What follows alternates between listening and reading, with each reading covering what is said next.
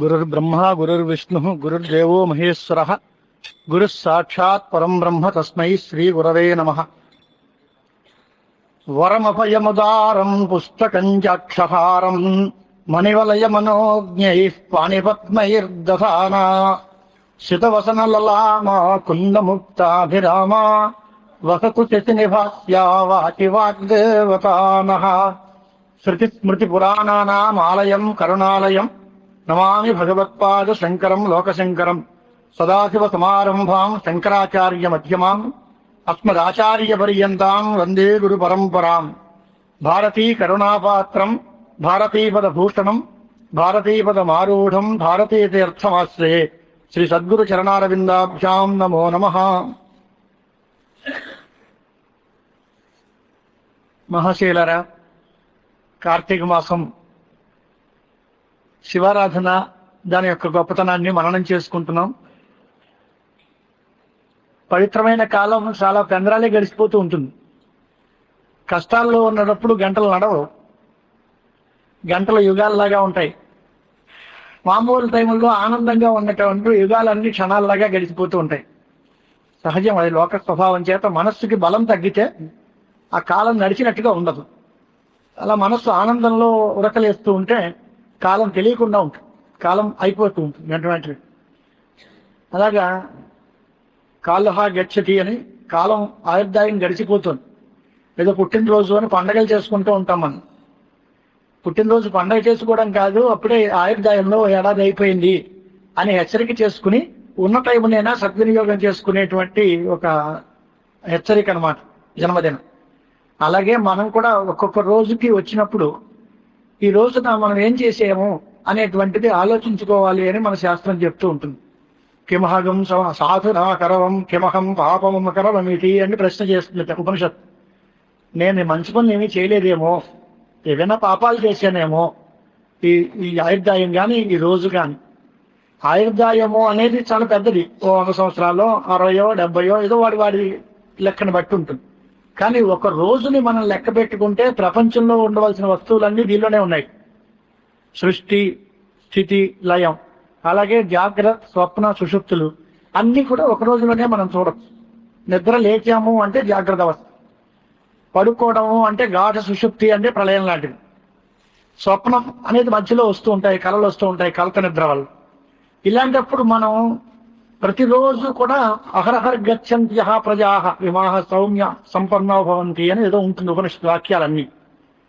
ప్రతిరోజు కూడా మనం ఆ బ్రహ్మలోకానికి వెళుతూ ఉంటాం. బ్రహ్మలోకానికి వెళ్ళడం అంటే ఏమిటి అని ఉపనిషత్తు విచారణ చేసి, బ్రహ్మ ఉండే చతుర్ముఖుడు బ్రహ్మ ప్రజాపతి గారు ఉండేటువంటి సత్యలోకమా, లేక బ్రహ్మైవ లోక బ్రహ్మలోక, బ్రహ్మ అనేదే లోకం. ఎప్పుడూ లోపల ఆత్మ దగ్గరికే మనం నడుస్తూ ఉంటాం. వచ్చిన తర్వాత అక్కడ అనిపిస్తూ ఉంటుంది అన్నమాట, ఆ టైంలో కాస్త అయ్యో మనం ఏమి చేయలేకపోయామేమో, కాస్త మంచి పని చేస్తుంటే బాగుండేది అనిపిస్తుంది. అలాగే మనకి ఏదైనా ఒక మంచి అవకాశం దొరికినప్పుడు పని ఒత్తిడి మీద రాలేకపోతున్నాం అనిపిస్తుంది ముందు. ఆ తర్వాత ఇది అయిపోయిన తర్వాత అయ్యో వెళ్ళుంటే బాగుండేదేమో అని అనిపిస్తుంది. సహజంగా మనిషి యొక్క స్వభావం. అంచేత శివుడి గురించి విచారణ చేసుకునేటప్పుడు మీరు ఇంతమంది అన్ని పనుల్ని పక్కన పెట్టి దీనికోసమే వస్తున్నారు అంటే మీరందరికీ హృదయపూర్వకంగా శివానుగ్రహం ఉండాలని, పరిపూర్ణమైన మీకు అందరికీ మనోరథాలు తీరాలని కూడా నేను భగవంతుడిని ప్రార్థిస్తున్నాను. దీనికి ప్రధాన కారణం మన జగద్గురువుల వారే. ధర్మస్థాపనం చేయడానికి శంకరాచార్యుల వారు పుట్టారు. శంకరాచార్యుల వారికి శివుడికి ఉన్న సంబంధం ఏమిటి అనేది కూడా మీకు అందరికీ తెలిసిన మాట అయినా మరొకసారి మనం చేసుకుందాం. శివుడి గురించి మాట్లాడుతున్నాం కదా మనం.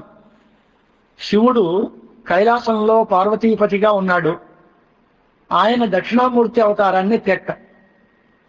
దక్షిణామూర్తి రూపం ఎలాంటిది అంటే మౌన వ్యాఖ్య ప్రకటిత పరబ్రహ్మతత్వం యువానం వరిశిష్ఠ అంతేవస ఋషిగణైరావృతం బ్రహ్మనిష్టై ఆచార్యేంద్రం కరగలిత చిన్ముత్రం ఆనందమూర్తిం స్వాత్మారామం ముదితవదనం దక్షిణామూర్తి వీడే అని దక్షిణామూర్తిని స్తోత్రం చేస్తూ ఉంటాం మనం. అంటే శివుడే దక్షిణామూర్తిగా వచ్చారు. ఆయన పరిస్థితి ఏమిటి, ఎందుకు వచ్చాడు ఆయన, దక్షిణామూర్తి అవతారం ఎందుకు వచ్చింది అని అంటే శిష్యులందరినీ ఉద్ధరించడానికి. ఈయన ఎంత వయస్సు అని అంటే యువానం అన్నాడు. యువకుడు సుమారు 16 నుంచి 20 ఏళ్ళ లోపుగా వయస్సులో మంచి యౌవనంలో ఉండేటువంటి వయస్సు. వచ్చిన శిష్యులందరూ ఎలాంటి వాళ్ళు అంటే వరిష్ఠ అంతేవస ఋషిగణై ఆవృతం. చాలా పెద్దలు, గడ్డాల మీసాలు పెరిగిపోయినటువంటి వాళ్ళు, చాలా వయోధికులు, తపస్సంపన్నులు అయిన మహర్షులందరూ శిష్యులుగా కూర్చున్నారు. వారందరికీ వచ్చే సందేహాలను ఈయన తీర్చాలి. కానీ ఈయన ఏంటి అంటే నోరు విప్పి మాట్లాడడం. మౌన వ్యాఖ్య ప్రకటిత పరబ్రహ్మతత్వం. కేవలం మౌనంతో ఉంటాడు, ఏమీ మాట్లాడు. ఏమి మాట్లాడకపోతే శిష్యుల సందేహాలు ఎలా పోతాయండి? వచ్చిన వాళ్ళు చాలా పెద్ద పెద్ద వాళ్ళు కదా, వాళ్ళ సందేహాలు అంటే చిన్న చిన్న విషయాలు కావు, చాలా బరువైన సందేహాలు వస్తాయి కదా వాళ్ళకి. మరి అలాంటి బరువైన సందేహాలన్నింటినీ తొలగించుకోవడానికి వాళ్ళు ఇక్కడికి వస్తే వాళ్ళకి ఏమి నోరు విప్పి మాటే మాట్లాడకపోతే వాళ్ళ సందేహాలు ఎలా తీరుతాయి అని అంటే అదే విశేషం. అహింసా ప్రతిష్టాయాం తత్ సన్నిధౌ వైరత్యాగ అని ఒక మహానుభావుడిలో అత్యంత తేజస్సు బాగా ఉండుంటే ఆ తేజస్సు ఫోకస్ అయ్యేసరికల్లా వాడి సందేహాలు దానంతరం అదే పోతాయి. వాడు అడగక్కర్లేదు, మనం వీడు చెప్పక్కర్లేదు. అక్కడికి వచ్చేసరికి ఏదో అడుగుదామని వచ్చానండి, కానీ మిమ్మల్ని చూస్తే డౌట్ తీరిపోయింది, వెళ్ళొస్తానండి అంటే వాడి ప్రశ్న వేయడు, సమాధానం రాదు. కానీ వాడి మనస్సుకి సమాధానం దొరుకుతుంది. వచ్చేటువంటి శంకలు ఎందుకు వస్తున్నాయి అంటే ఏదో పాపాల వల్ల, అపనమ్మకం వల్ల అలాంటి సందేహాలు వస్తూ ఉంటాయి. ఆ సందేహాలన్నీ పోవడానికి కారణం ఏమిటి అంటే నమ్మకం. ఆ నమ్మకం వీళ్ళని చూస్తే కుదురుతుంది. ఒకళ్ళని చూస్తే కాళ్ళకి వీళ్ళు అన్నం పెట్టబుద్ధి చేస్తుంది, ఒకళ్ళని చూస్తే ఎందుకంటే బాబు ముఖం ఏంటి అలా ఉండి వెళ్ళొద్దామని చూడబుద్ధే వేయి. అలాగా దక్షిణామూర్తి స్వామివారిని చూసేసరికి వీళ్ళందరూ దండాలు పెట్టి కూర్చుని హాయిగా ప్రశాంతంగా ఉండి వారి సందేహాలన్నీ తీర్చుకుని వాళ్ళందరూ వెళ్ళేవారు. మౌనం వ్యాఖ్య ప్రకటిత పరబ్రహ్మతత్వం యువానం వరిశిష్ట అంతేవసు ఋషిగణై ఆవృతం బ్రహ్మనిష్టై. వాళ్ళందరూ బ్రహ్మనిష్ఠులైన ఋషీశ్వరులు. వారందరూ కూర్చుని ఉండేసరికి దక్షిణామూర్తి చేసి ఈయన స్వాత్మారాముడు. స్వాత్మారాముడు అంటే తనలో తానే ఆనందాన్ని అనుభవించేవాడు. అంటే ఆనందం కోసం ఇంకో వస్తువుల వెంబడి పరిగెట్టేవాడు కాదు అని అర్థం. మనం ఆనందం కావాలి అంటే ఏదో భక్ష్యం తినాలనో, లేక మంచి బట్టలు కట్టుకోవాలనో, లేక మంచి టీవీలో సినిమా చూడాలనో, లేక మంచి పాట పాడాలో వినాలనో, ఏవో ఇంద్రియాలకి తృప్తి కలిగించేటువంటి ఆయా విషయాల పట్ల వెళుతూ ఉంటాం. కానీ ఆయన ఆనందం ఎక్కడో లేదు, మన ఆనందం ఆత్మలోనే ఉంది. ఆత్మారామం, స్వాత్మారామం అంటే తనకి తానులోనే ఆనందం ఉంది. ఆనంద అంబుది మగ్న, ఆనంద సముద్రంలో మిలిగిపోయి ఉన్నాడు ఆయన. ముచిత వదనం, అది ఎలాగుంటుంది అంటే ఇప్పుడు ఒక బిందో చెంబులో నీళ్లు ఇందాక వస్తే పైకి తొణికిసలాడుతూ పైనుంచి పొర్లిపోతూ ఉంటుంది.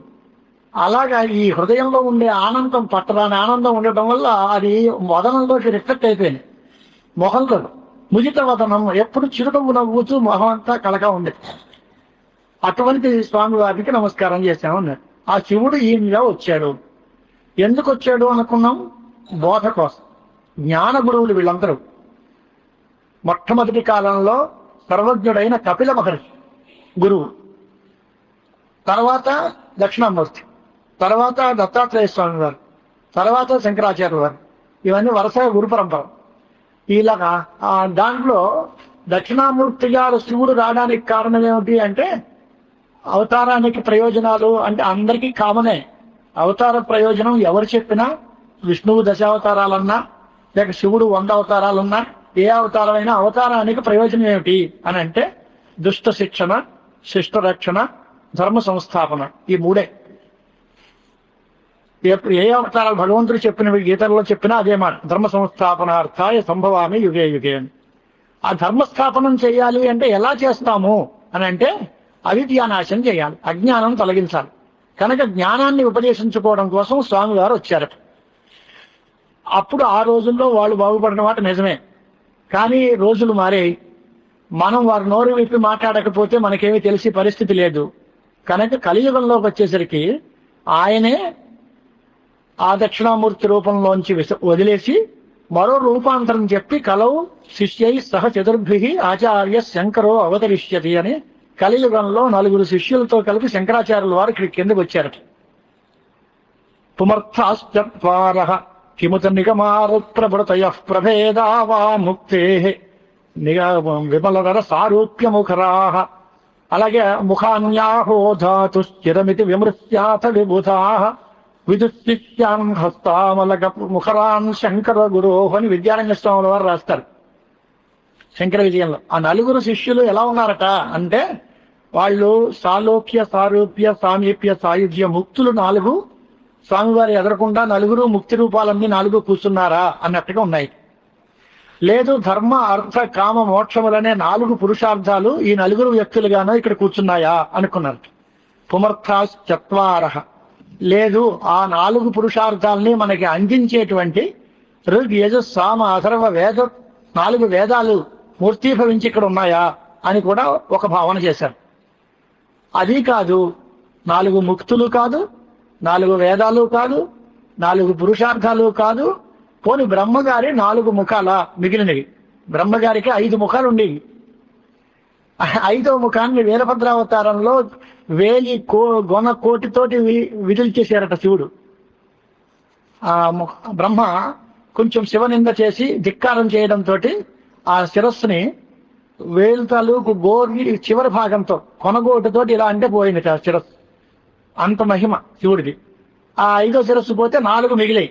ఆ 4 శిరస్సులు ఈ 4 ఇక్కడ కూర్చున్నారా? బ్రహ్మ చతుర్ముఖ ప్రజాపతి కనుక 4 ముఖాల్లోనూ ఈ 4 శిష్యుల్లోనూ మనకు ఉండి మనకు వేదవాంగ్మయాన్ని అందిస్తున్నారా అని అనుకుని అవివే కాదు. ఆఖరికి వీళ్ళు మన ఆచార్యుల వారి శిష్యులు హస్తామలక, తోటక, సనందన, పద్మపాదాచార్యుల వారు, తోటకాచార్యుల వారు, సురేశ్వరాచార్యుల వారు, హస్తామలకాచార్యుల వారు అని 4 శిష్యులుగా చెప్పారు. దాంట్లో సురేశ్వరాచార్యుల వారు మన శృంగేరి దక్షిణాంనాయ శారదా పీఠానికి మొట్టమొదటి పీఠాధిపతి. వారు ఆచార్య స్వాముల వారి అవతారం ఎందుకు అని అంటే ధర్మస్థాపనం కోసం. మీరు శివతత్వం మొదలెట్టారని శంకరుడి చరిత్ర ప్రారంభించారేమిటండి అని ఎవరైనా అడగచ్చు.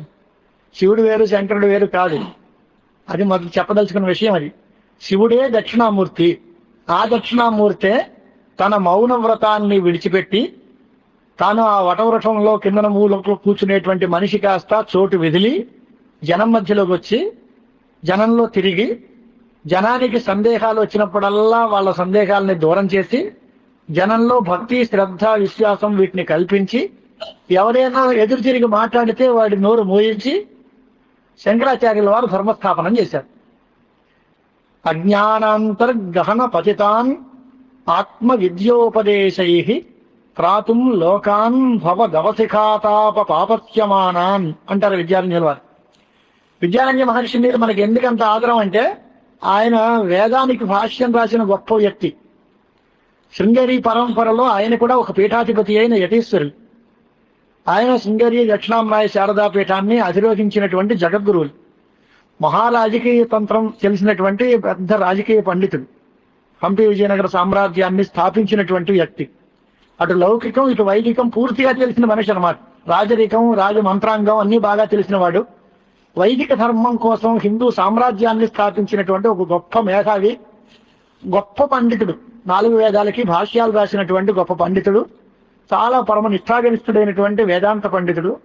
సన్యాసం తీసుకుని వైరాగ్యంతో మన శృంగేరి మఠానికి పీఠాధిపతిగా జగద్గురువుగా వచ్చినటువంటి మనిషి.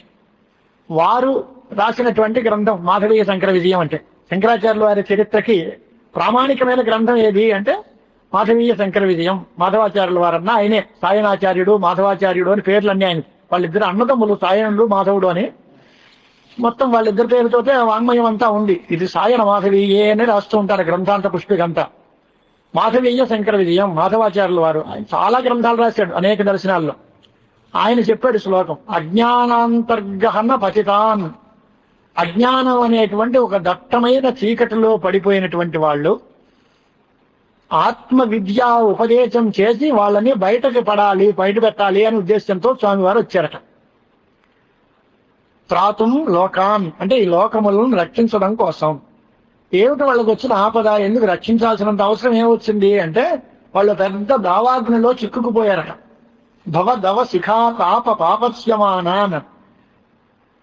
పక్వం అయిపోతున్నారు తాపంతో. ఏమిటి? భవం అంటే సంసారం అనేటువంటి ఒక దావాగ్ని. దాని యొక్క తాపంలో పడి దహించుకుపోతూ ఉండేటువంటి ఈ జనాన్ని అందరినీ రక్షించాలి అని స్వామి కరుణా సముద్రులు కనుక అత్యంత దయతోటి వారు ముక్త్వా మౌనం వటవిటపినో మూలతాత్ నిస్తరంతి. ఆ వటవృక్షం మొదట్లోంచి బయటకు వచ్చి మౌనాన్ని విసర్జించి మన కోసం శంభూర్మూర్తి చరతి భువనే శంకరాచార్య రూప.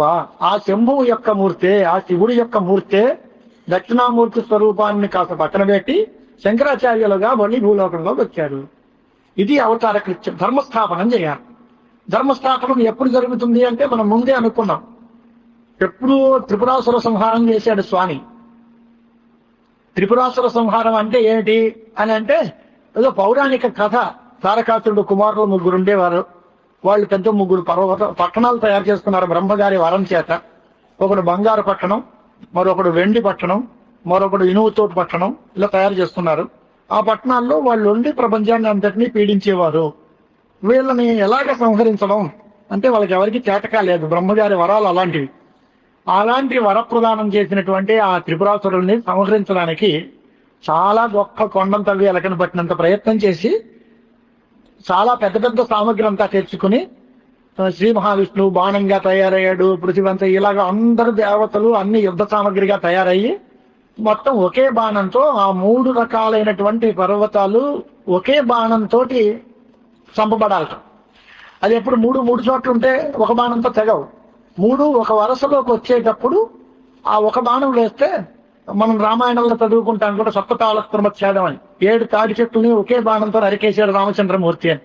అలాగే ఈ 3 పర్వతాలని కూడా ఒక బాణంతో ఛేదించాలి. 3 పర్వతాలు ఒక రోజంలోకి రావాలి. అలా ఎప్పుడు వస్తుంది అంటే పుష్యయోగము అంటారు దాన్ని. పుష్యయోగం అంటే గురు సమాగమం అన్నమాట. గురువులతో ఉన్నప్పుడు పుష్యమి నక్షత్రం ఉన్నప్పుడు ఆ వరస వస్తుంది కదా. ఆ గురు సమాగమం కలిగినటువంటి పుష్యయోగంలో మహాపరమశివుడు ఓ బాణంతో త్రిపురాసురుణ్ణి సంహరించారు అని కథ, పౌరాణిక కథ. మనం తెలుసుకోవాల్సిన కథ ఏంటి అంటే వేదాంతం కోసం ఆరంభించాం గనక శివతత్వం అంటున్నాం కాబట్టి శివుని యొక్క మహిమను తెలుసుకోవాలి అంటే ఈ పర్వతాలు ఋషులు ఇవన్నీ ఏదో చేస్తారులే అయ్యా వాళ్ళ విషయం. అది ఎలాగైనా చేయొచ్చు. ఆ బ్రహ్మ వరం ఇవ్వకపోతే అయిపోయింది. ఒకవేళ ఆ బ్రహ్మ వరం ఇచ్చినప్పుడే ఈయన చేతిలోనే కావాలని కాకుండా మరో రకంగా ఏదైనా సాగు రాసి పెడితే అది పోతుంది. కానీ అలా కాదు. పురత్రయం అంటే ఏమిటి అని అంటే బృహదారణ్యకోపనిషత్తు చెప్తుంది. అవిద్య, కామ, కర్మ అని 3. అజ్ఞానము, కోరిక, పనులు చేయటం, ఈ 3 పురత్రయం. ఇవి ప్రతి మనిషిని పీడిస్తాయి. అప్పుడు పోయినా ఇప్పుడు పోలే. గొప్ప విశేషం ఏంటంటే రావణాసురుడు వధ జరిగిన తర్వాత ఇంకా రామచంద్రమూర్తి పని లేదు. అవతార సమాప్తి అయిపోయింది. అలాగే శిశుపాల జరాసంధాదుల్ని చంపేసిన తర్వాత లేదా కౌరవ పాండవ యుద్ధాన్ని పూర్తి చేయించిన తర్వాత కృష్ణావతారానికి పని లేకుండా పోయింది, వెళ్ళిపోయారు. కానీ ఈ దక్షిణామూర్తి అవతారము మన శంకరాచార్య అవతారము అంటే దీని పని అవడం ఉంటూ ఉండదట. ఎందుకట అంటే వీడు వచ్చింది దేనికి? అజ్ఞానాన్ని తొలగించడానికి. అజ్ఞానం అనేది పోయే వస్తువు కాదు, శాశ్వతంగా ఉంటుంది. ఎవరికైనా జ్ఞానం కలిగి వాడు ముక్తి పొందితే పొందాలి తప్ప మొత్తం ప్రపంచంలో అజ్ఞానాన్ని తొలగించడం అనేది సాధ్యపడే పని కాదు. అయితే ప్రపంచమే ఉండదు. అజ్ఞానం ఎందుకు పోదండి? మొత్తం అందరినీ ఇప్పుడు గరీబీ హఠావో అంది కదా మేడం గారు. మొత్తం దరిద్రులందరినీ తీసేస్తాం. దరిద్రులందరూ తీసేస్తే మానవుడు అవడవుడు. అన్నీ ఉంటేనే మానవలోకం. సుఖం దుఃఖం 2 ఉండాలి. మంచివాళ్ళు చెడ్డవాళ్ళు అన్నీ ఉండాలి. ఎండ వాన అన్నీ ఉండాలి. అంతా పగలేనండి, రాత్రి ఉండకూడదండి అంటే రాత్రి లేకపోతే మళ్ళీ పగలవదు. అంచేత సుఖ దుఃఖ మిశ్రమంగానే ఉంటుంది జగత్ అంతా. అజ్ఞానంతో జగత్తు పుట్టింది. అజ్ఞానము అనేటువంటి దాన్ని పూర్తిగా తప్పించడం అనేది సాధ్యం కాదు. అందుచేత అజ్ఞానాన్ని తొలగించే గురుమూర్తులు ఎప్పుడూ దేశానికి అవసరమే. ఆ అవతారం అయిపోయింది, దాని పని పూర్తి అయిపోయింది అనే మాట లేదు. అయితే మరి రాక్షసుల దగ్గర కూడా ఆ రాక్షసుడు పోతే ఇంకో రాక్షసుడు వస్తాడు కదండి అని అంటే ఈయనే ఉండక్కర్లేదు. ఆ రాక్షసుడికి ఇంకో రాక్షసుడు ఎవరిని చంపడానికి ఎవరో వీరుడు వస్తాడు. దాన్ని బట్టి వాళ్ళు ఫలానా వాళ్ళ చేతిలో చచ్చిపోతారు అనేది విధి రాసి పెడుతుంది. ఆ విధికి ఓ నమస్కారం. ఎవరి చేతిలో చావబడాలో, ఎవరికి పుట్టాలో అదంతా విచిత్రమైనటువంటి లీల, దైవ లీల. అది నడుస్తూనే ఉంటుంది కథ. అలట్ట పెడదాం. ఇప్పుడు శంకరాచార్య స్వామి వారన్నా ఇప్పుడు మనం తెలుసుకోవాల్సిన మాట ఏంటి అంటే శివుడే దక్షిణామూర్తి, దక్షిణామూర్తే శంకరాచార్యులు. ఆ శంకరాచార్యుల అవతార సమాప్తి అయిన తర్వాత మనకి మళ్ళీ మన గురువు గారిలో శంకరాచార్యుల వారిని మనం చూసుకుంటున్నాం. అంటే ఆయన టైంలో ఆయన ధర్మ ప్రచారం చేసినా దూరదృష్టితో భవిష్యత్ కాలంలో ధర్మస్థాపనం చేయడానికి మార్గం ఏమిటి అని వెతికి 4 దిక్కుల్లో 4 ఆమ్నాయ మఠాలు పెట్టారు. ఆ 4 ఆమ్నాయ మఠాల్లో దక్షిణ దేశంలో ఉండేటువంటి ఆమ్నాయ మఠం మన శృంగేరి మఠం. దీంట్లో ఉన్న పీఠాధిపతిని మనం శంకరాచార్యుల వారి భావనతోటి మనం చూస్తున్నాం. అంటే వీరు మనకి ధర్మ ప్రచారం చేస్తున్నారు. భగవంతుడు అంటే ఈయనే అనమాట. ఇప్పుడు శివుడు అంటే ఎవరన్నమాట అంటే మన గురువు గారు. ఆయన పైనుంచి కిందకు వస్తే మొట్టమొదటి శివుడు పార్వతీపతిగా ఉండేవాడు. ఆ తర్వాత దక్షిణామూర్తి రూపంలో ఉండేవాడు. ఆ తర్వాత శంకరాచార్యుల రూపంలో వచ్చాడు. ఆ శంకరాచార్యుల వారు పెట్టినటువంటి పీఠాల్లో అధిపతులుగా ఉన్న జగద్గురువుల్లో ఉన్నారు. కనుక వీరే మనకి శివ దృష్టితో నమస్కారం చేసుకోవాలి. వారు మనకి జ్ఞాన ప్రబోధం చేస్తారు. వారి వ్యవస్థకి వారి అనుబంధ మఠాలు కనుక ఆయన డైరెక్ట్ గా చెప్పకపోవచ్చు. బొంబాయిలో ఒక ఉపన్యాసం చేశారు గురువు గారు. చాలా అద్భుతంగా మాట్లాడారు. అంటే ఆ మాట నేను అనకూడదు, ఎప్పుడు వారు ఎప్పుడూ అద్భుతంగానే మాట్లాడతారు. కానీ మనకి చాలా మనసుకి ఆనందంగా తెలిసే విధంగా చెప్పారన్నమాట. చాలా ప్రౌఢమైన భాష మాట్లాడగలరు, చాలా తేలిక మాట మాట్లాడగలరు. వాళ్ళందరూ హిందీ వాళ్ళు ఉన్నారు బొంబాయిలో. చాతుర్మాస్య వ్రతం చేస్తున్నారు. వచ్చిన తర్వాత మాట్లాడాలి అంటే గురువు గారు ఏం మొదలెట్టారంటే, అయినా ధర్మం 2 రకాలు ఉంటుంది. ఒకటి సామాన్య ధర్మం, రెండోది విశేష ధర్మాలను. విశేష ధర్మాలు అంటే ఓ వర్ణాశ్రమాలనో లేకపోతే ఈ పని ఈ టైము ఈ వీడు ఇక్కడ ఇప్పుడు చేయాల్సిన వాడు, అదేదో విశేషాలు. స్త్రీలకి ధర్మాలు వేరు, పతివ్రత ధర్మాలు వేరు, రాజధర్మాలు వేరు, శిష్యుల ధర్మాలు వేరు, గురువు ధర్మాలు వేరు, బ్రహ్మచారి ధర్మాలు వేరు, సన్యాసుల ధర్మాలు వేరు. ఇలా విడివిడిగా ఉంటాయి. అలా పెట్టి దాని వరకు వెళ్ళిన తర్వాత మాట్లాడదాం. సర్వప్రాణి సాధారణంగా ఉండేటువంటి సామాన్య ధర్మాలు కొన్ని ఉన్నాయి. వాటిని ముందు అలవాటు చేసుకోండి. సత్యం మాట్లాడడం, ఇతరుడికి హింస కల్పించకుండా అహింస పాటించడం, దొంగతనాలు అవి ఇలాంటివి చేయకుండా ఉండడం, అహింస, సత్యం, అస్థేయం, శౌచం, ఇంద్రియ నిగ్రహ, ఇంద్రియాలని అదుపులో పెట్టుకోవడం. ఇది ఫలానా మనిషికే కావాలి, ఇంక రకం వాళ్ళకి అక్కర్లేదు అని ఉండవు. ఈ జాతి, ఈ వర్ణము లేదా ఈ ఆశ్రమము, ఈ మతం, ఈ కులం వాడు లేదా ఈ జాతి వాడు, ఈ మాటలు ఏం అక్కర్లేకుండా సర్వులకి అప్లై అయ్యేటువంటి ధర్మాలు, సామాన్య ధర్మాలు, వాటిని మనం ముందుగా అలవాటు చేసుకుని ఆచరణ చేయడంలో దింపితే తర్వాత మనకి అనేక రకాలైనటువంటి ఇబ్బందులన్నీ తొలగిపోతాయి. తర్వాత విశేష ధర్మాలు చూద్దాం తర్వాత మాట. ముందు సామాన్య ధర్మాలని ప్రయత్నం చేసుకోండి అని ఉపదేశం చేశారు అలాగే. అలాగా మొట్టమొదటి అందరికీ ఇబ్బంది పెట్టేటువంటి కామన్ ఫ్యాక్టర్స్ ఏమిటి? ఒకడికి దరిద్ర బాధ, అది లాంటి పెట్టు, దరిద్రమా సంపద అలాంటి పెట్టు. అందరినీ ఇబ్బంది పెట్టేటువంటిది ఏమిటి అని అంటే అవిద్య, కామ, కర్మలు, అజ్ఞానం. అజ్ఞానం అంటే నిన్న మొన్న అనుకున్నాం మనం. అనిత్య అశుచి దుఃఖ అనాత్మకు నిత్య శుచి సుఖ ఆత్మఖ్యాతి అవిద్య. అనిత్యమైన వస్తువును చూసి నిత్యము అని అనుకోవడమే అజ్ఞానం. నిత్యము అనుకున్నాం కనుక అది నాకు కావాలనుకుంటున్నాం. ఇది నిత్యం కాదండి అని మనం బజార్కి పిల్లలు తీసుకెళ్తాం ఏ ఎగ్జిబిషన్కో చూడడానికి. వాడు ఏదో వస్తువు చూపిస్తాడు, చంటి పిల్లాడు అది నాకు కావాలని అన్నా అంటాడు. వెంటనే వీడు సమాధానం చెప్తాడు, అదేం నిలబడదురా, ఇంటికి వెళ్ళేసరికి పోతుంది, అనవసరంగా డబ్బులు తగలేడు దానికి, అది నిలబడదు, ఉండదు, అది ఎందుకు ఉపయోగించదు, మన్నదు, దానికోసం ఎందుకు డబ్బు అనవసరంగా ఖర్చు పెడతాం అని వీడంటాడు. ఆ కుర్రాడు నాకు అదే కావాలంట. మరి వాడు అది కావాలనడానికి కారణం ఏమిటి, వీడికి అక్కర్లేదనడానికి కారణం ఏమిటి అంటే అదే బాగా అందమైంది, అదే ఆనందాన్ని ఇస్తుంది, ఆడుకోవడానికి మంచిది, బాగా మన్నుతుంది అనే భ్రమ వాడి కుర్రాడికి ఉంది. అది మన్నదు అనే నిజం వీడికి తెలుసు కాబట్టి నాకు వద్దు అంటాడు వీడు. ఇది చిన్న ఉదాహరణ. ఇలాగే ఈ ప్రపంచమంతా అబద్ధం, ఇదేం లేదు, దీనిలో దారాపుత్రాదులు కానీ ఇవి కానీ ఏమి నిలబడేవి కాదు. ఇవన్నీ మన కోరికలతోటి అజ్ఞానంతో మనం చేస్తున్నాం తప్ప ఇది శాశ్వతం కాదు, ఆత్మవస్తువు ఒకటే శాశ్వతమైనది అనే దృష్టి కలిగిన వేదాంతులకి ఈ ప్రపంచ భానం ఉండదు. అలాంటి వాళ్ళకి విషయ మృగతృష్ణ అనేటువంటిది ఉండదు. మృగతృష్ణ అంటే ఎండమావి అని. ఎండమావులు అంటే ఎవరికి ఉంటాయి? అది నీరు కాదు, అది అలా కనిపిస్తూ ఉంటుంది అంతే. కారులో వెళుతూ ఉంటే తార రోడ్ల మీద నీరు కనిపించినట్టు ఉంటుంది. అది నీరు కాదు, అలా కనిపిస్తుంది అన్నంత మాత్రం అనుకున్న వాడికి అది నీరు అని అనిపించదు. కానీ అది నీరే అని భ్రమించిన వాడికి నీరులాగా అనిపిస్తుంది. విషయ మృగతృష్ణ అంటే విషయాల పట్ల కోరిక, అది ఎండమావు లాంటిది. అలాంటి ఎండమావులు అనేటువంటిది భ్రమ లేదా అజ్ఞానము గలవాడిని ఇబ్బంది పెడుతుంది తప్ప నిజమైన జ్ఞానిని ఇబ్బంది పెట్టదు. అలాగే స్వాత్మారాముడైనటువంటి వాడికి ఈ విషయ తృష్ణ అక్కర్లేదు. అది శివుడి తాలూకు లక్షణం.